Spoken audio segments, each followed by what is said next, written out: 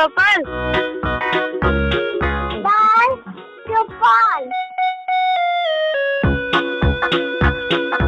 सहकार radio पर ढेर सारी मस्ती और जानकारियाँ।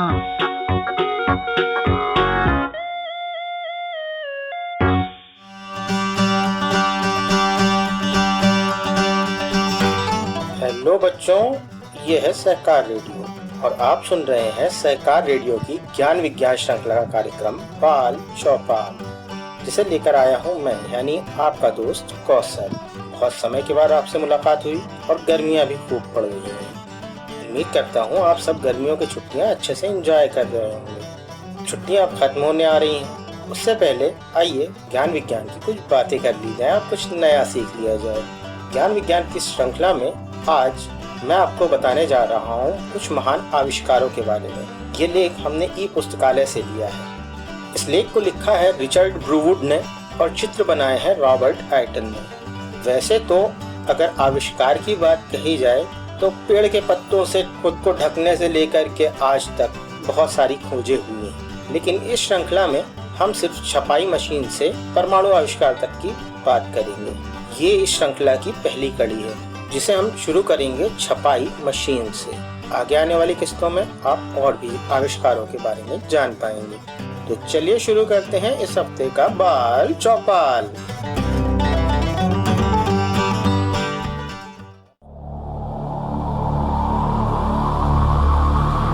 ये लेख उन बच्चों के लिए है जो जानना चाहते हैं कैसे, क्यों, कहाँ और कब। वैसे तुम जानते हो विज्ञान का मूलभूत सिद्धांत भी यही है, क्या, कैसे, क्यों, कहाँ और कब। इसमें कुछ महान आविष्कारों के बारे में बताया गया है जिन्होंने आधुनिक दुनिया को बनाने में मदद की, और वो प्रिंटिंग प्रेस के आविष्कार के साथ शुरू होते हैं और परमाणु युग की शुरुआत के साथ समाप्त होते हैं। हर आविष्कार के बारे में रॉबर्ट आइटन का एक रोमांचक और रंगीन चित्र भी आपको देखने के लिए मिलेगा। सबसे पहला आविष्कार जिसकी हम बात करेंगे वो है छपाई की मशीन। और जो ये किताब छपी है, हजारों बच्चों के पास उसकी एक प्रति यानी कि कॉपी मौजूद है, और हर किताब में शब्द और चित्र बिल्कुल एक जैसे हैं। पर एक समय था जब हर किताब को हाथ से लिखा जाता था और हर चित्र को हाथ से बनाया जाता था। यदि आप एक सेकंड के लिए भी ये सोचें तो आप समझ जाएंगे कि छपाई के आविष्कार ने दुनिया में कितना बड़ा बदलाव किया। छपाई का आविष्कार एक जर्मन ने किया था जिनका नाम था जोहान गुटेनबर्ग। उन्होंने किताबें छापने का आविष्कार किया था, जिन्होंने 1456 में एक बाइबल छापी। जोहान चीन में 1000 साल पहले की छपाई के बारे में जानते थे, लेकिन गुटेनबर्ग से पहले केवल लकड़ी के एक टुकड़े पर एक पृष्ठ के सभी अक्षरों को खोदकर उकेरा जाता था। तेज छपाई तब शुरू हुई जब गुटेनबर्ग ने धातु के छोटे छोटे ब्लॉकों पर अक्षरों को काटा, जिन्हें एक फ्रेम में फिट करके इस्तेमाल किया जाता था। धातु का होने के कारण इन्हें बार बार इस्तेमाल किया जाता था, और क्योंकि ये एक एक अक्षर था जिसे जोड़कर शब्द बनाए जाते थे, तो हर ब्लॉक को यानी हर अक्षर को हजारों बार इस्तेमाल किया जा सकता था। इन्हें मूवेबल टाइप कहा गया। छपाई की कला तेजी से फैली। पहला अंग्रेजी प्रिंटिंग प्रेस विलियम कैक्सटन का था। उन्होंने सन 1476 में इंग्लैंड के वेस्टमिंस्टर में अपना प्रिंटिंग प्रेस स्थापित किया। कैक्सटन अपनी भाषा अंग्रेजी में किताबें छापने वाले पहले व्यक्ति थे। उनसे पहले सभी मुद्रित पुस्तकें लैटिन भाषा में थी। कैक्सटन ने विदेशी पुस्तकों का अंग्रेजी में अनुवाद किया, और उन्होंने महान कवि चौसर सहित अन्य अंग्रेजी लेखकों की पुस्तकों को भी छापा और इस तरह अंग्रेजी भाषा को फैलाने में मदद की। 15 वर्षों में कैक्सटन ने 100 से अधिक विभिन्न पुस्तकें छापी। यहाँ जो चित्र आप देख रहे हैं वो कैक्सटन और उनकी प्रिंटिंग प्रेस को दिखा रहा है। दूसरा आविष्कार है टेलीस्कोप। जब इटालवी वैज्ञानिक गैलीलियो, जो कि एक छोटा सा लड़का था, तो उसके माता पिता को ये नहीं पता था कि वो बड़ा होकर संगीतकार, कलाकार या वैज्ञानिक बनेगा। वो हर चीज में माहिर था। वो बहुत जिज्ञासु था, हमेशा जानना चाहता था कि चीजें क्यों और कैसे काम करती हैं। बड़े होकर गैलीलियो एक महान वैज्ञानिक बने। 1609 में गैलीलियो पडुआ विश्वविद्यालय में गणित के प्रोफेसर थे जब उन्होंने हॉलैंड में किए गए एक अद्भुत आविष्कार के बारे में सुना। वो एक मेटल की ट्यूब थी जिसमें 2 लेंस लगे थे। जब आप ट्यूब में से देखते थे तो वस्तुएं बहुत पास और बड़ी लगती थीं। गैलीलियो ने वो उपकरण देखा नहीं था, लेकिन वो तुरंत उस विचार के बारे में सोचने लगा और उसने अपने लिए वैसा ही एक यंत्र बनाया। जब उसने उसमें से देखा तो उसे दूर की चीजें 3 गुना बड़ी नजर आई। दूर और देखने के यूनानी शब्दों पर आधारित उसने अपने आविष्कार को टेलीस्कोप बुलाया, जिसमें टेली का मतलब है दूर और स्कोप का मतलब है देखना। गैलीलियो ने अपना समय अपने वैज्ञानिक कार्य को समर्पित कर दिया। उसने लेंस बनाने के लिए कांच को ढालना, काटना और पॉलिश करना सीखा और उसने तब तक कड़ी मेहनत की जब तक उसने ऐसा दूरबीन नहीं बना लिया जो चीजों को 8 गुना और अंत में 33 गुना बड़ा करके दिखा सके। गैलीलियो को उनकी सरकार द्वारा उनके काम के लिए भरपूर पुरस्कृत किया गया और उनकी शक्तिशाली दूरबीनों को पूरे यूरोप में उत्सुकता से खरीदा गया। उन्होंने आकाश का अध्ययन करने के लिए अपनी दूरबीन का उपयोग किया। उन्होंने चंद्रमा पर पहाड़ों, सूर्य पर धब्बे, बृहस्पति के उपग्रहों की खोज की और दिखाया कि हमारी आकाशगंगा लाखों सितारों का एक संग्रह है।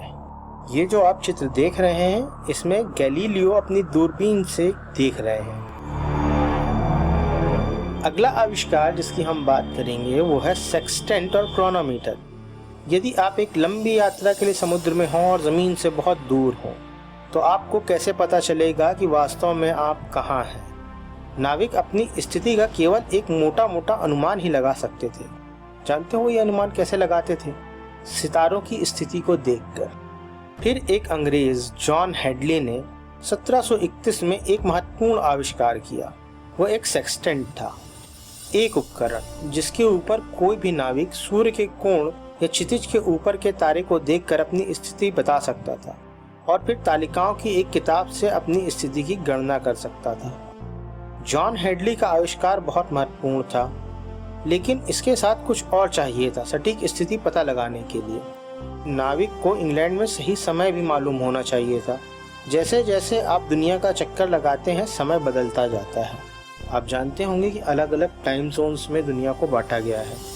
भारत का जो टाइम जोन है वो ग्रीनविच मीन टाइम से 5.5 घंटा आगे यानी +5 आवर 30 मिनट्स है।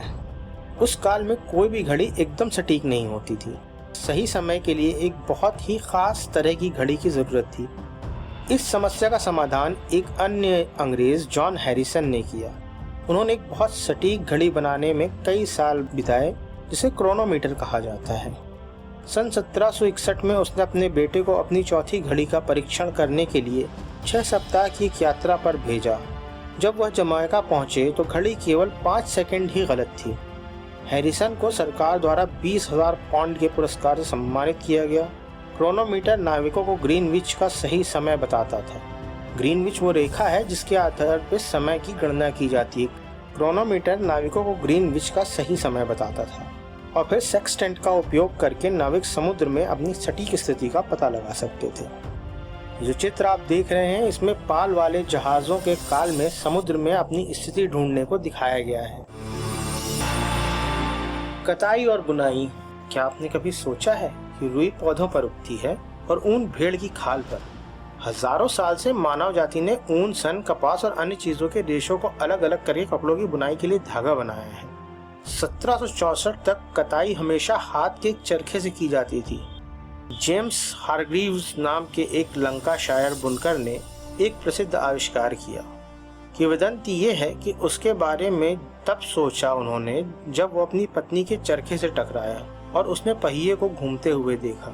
उसका विचार एक ऐसी मशीन बनाने का था जो एक साथ कई धागों को स्पिन कर सके। हाथ से चलाने वाले चरखे में एक समय पर एक ही तरह का धागा घुमाया जाता है। उसने इस समस्या पर कड़ी मेहनत की और एक मशीन बनाई जो 8 धागे फिर 26 धागे एक साथ काटती थी। इसे स्पिनिंग जेनी कहा जाता था। 20 वर्षों के भीतर 3 अन्य आविष्कार हुए जिन्होंने एक साथ ब्रिटेन को एक महान औद्योगिक देश बनाया। हारग्रीव्स द्वारा स्पिनिंग जेनी का आविष्कार करने के 4 साल बाद सर रिचर्ड आर्कराइट ने बिजली से चलने वाली कताई की मशीन बनाई जो पहले घोड़ों से और फिर पानी के पहियों से चली। दोनों आविष्कारों को सैमुअल क्रॉम्पटन ने स्पिनिंग म्यूल नामक मशीन में जोड़ा चौथा आविष्कार रेवरेंड एडमंड कार्टराइट ने 1785 में किया। उन्होंने पावर लूम बनाया। तब तक हथकरघों पर ही कपड़ा बुना जाता था, लेकिन कार्टराइट ने इसे मशीनरी से करने का एक तरीका ईजाद किया। फैक्ट्रियां बनाई गईं और नई मशीनें लगाई गईं। ब्रिटेन ने विदेशों को कपड़ा बेचा और जल्द ही दुनिया का सबसे अमीर देश बन गया। भाप का इंजन।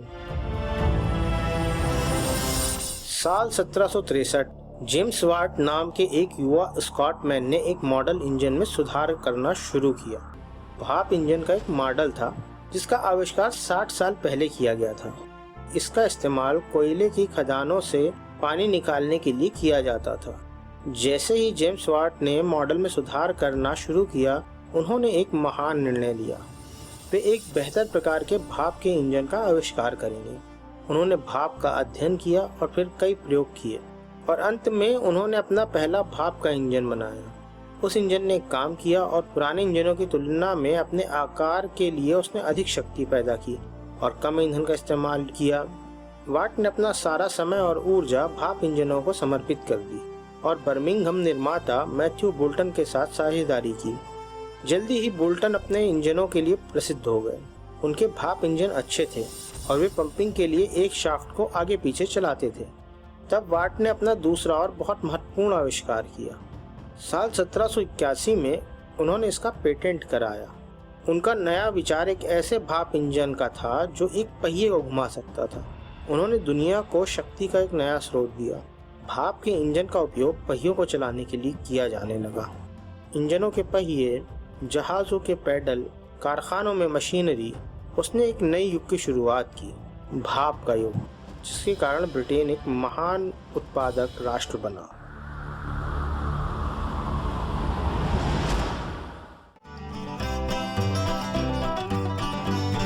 तो बच्चों, ये था आज का बाल चौपाल, जिसे सुना रहा था मैं यानी आपका साथी कौशल। अगले हफ्ते फिर ऐसे ही किसी कार्यक्रम में आपसे मुलाकात होगी, जहां हम जानेंगे और भी नए आविष्कारों के बारे में। ये कार्यक्रम आपको कैसा लगा कमेंट्स में जरूर बताइएगा। अगर आप ये कार्यक्रम पहली बार सुन रहे हैं और हमसे जुड़ना चाहते हैं तो व्हाट्सएप ग्रुप से जुड़ने के लिए 9617226783 पर अपना नाम और अपने ज़िले का नाम लिखकर भेजिए। फेसबुक से जुड़ने के लिए हमारा पेज लाइक कीजिए। अगर आप हमसे यूट्यूब पर जुड़ना चाहते हैं तो अभी हमारे चैनल को सब्सक्राइब कीजिए। अधिक जानकारी के लिए हमारी वेबसाइट www.सहकाररेडियो.com देखिए। तो बच्चों, मिलते हैं अगली किस्त में। तब तक अपना ख्याल रखिएगा और खुश रहिएगा। बाय।